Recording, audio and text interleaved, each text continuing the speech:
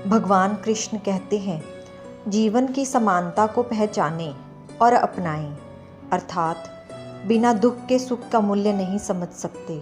जिसने केवल सुख भोगा हो, उसके लिए दुख पहाड़ के समान है।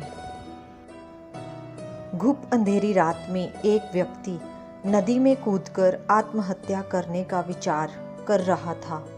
वर्षा के दिन थे और नदी पूरे उफान पर थी। आकाश में बादल घिरे थे और रह रहकर बिजली चमक रही थी। वो शख्स काफ़ी धनी व्यक्ति था, लेकिन अचानक हुए घाटे से उसकी सारी संपत्ति चली गई थी। उसके भाग्य का सूरज डूब गया था। चारों ओर निराशा ही निराशा थी और भविष्य नज़र नहीं आ रहा था।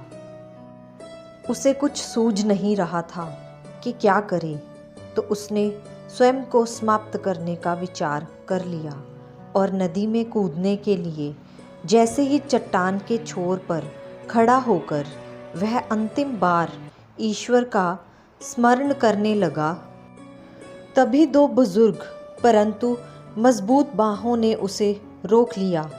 बिजली की चमक में उसने देखा कि एक वृद्ध साधु उसे पकड़े हुए है।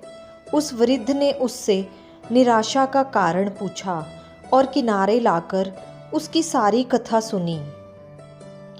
फिर हंसकर बोला, तो तुम ये स्वीकार करते हो कि पहले तुम सुखी थे? सेठ बोला, हाँ, मेरे भाग्य का सूर्य पूरे प्रकाश से चमक रहा था। सब और मान सम्मान और संपदा थी।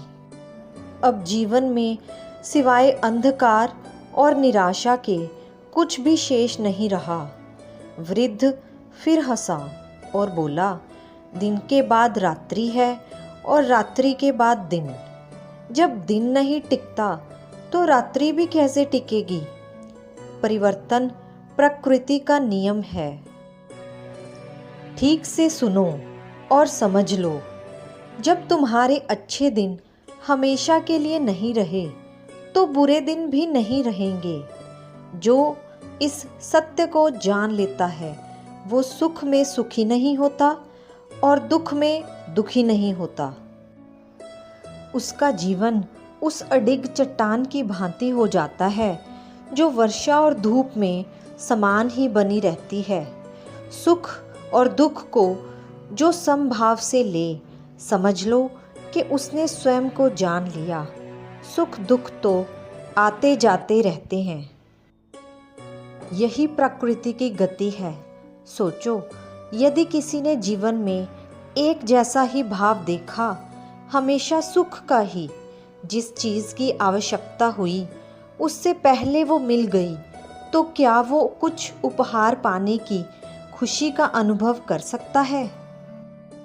दुख ना आए तो सुख का स्वाद क्या होता है, ये कोई कैसे जाने।